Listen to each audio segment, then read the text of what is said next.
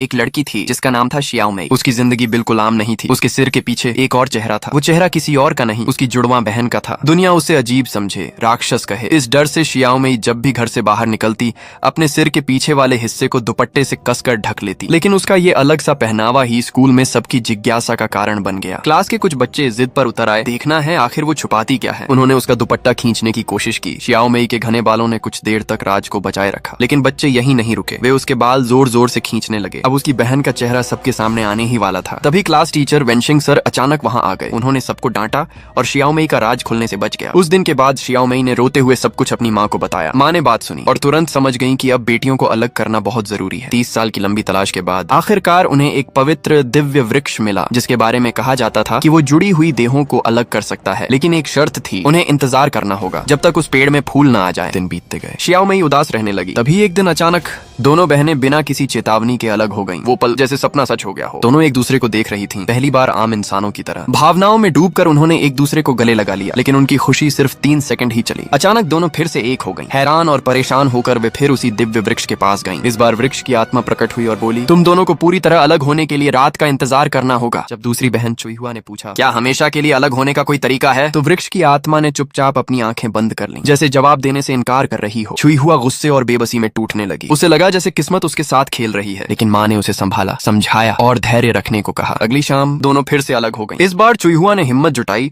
और अपने पसंदीदा लड़के शियाओ शुआई से मिलने चली गई। 2 साल और 6 महीने तक दोनों बात करते रहे। धीरे धीरे दोस्ती प्यार में बदल गई। आखिरकार उन्होंने एक दूसरे को अपना जीवन साथी मान लिया। लेकिन एक दिन जब चुईहुआ उससे मिलने जा रही थी, उसी समय शियाओ मई की मुलाकात शियाओ शुआई से हो गई। उसके हाथ में गुलाब था जो घबराहट में नीचे गिर गया। शियाओ शुआई ने झट से फूल उठाया और तभी चुईहुआ वहां पहुंच गई। उसने ये दृश्य देखा और उसे लगा कि उसकी बहन उसका प्रेम छीन रही है। गुस्से में उसने शियाओ मई से जोरदार बहस कर ली। माहौल बहुत भारी हो गया था, लेकिन शुक्र है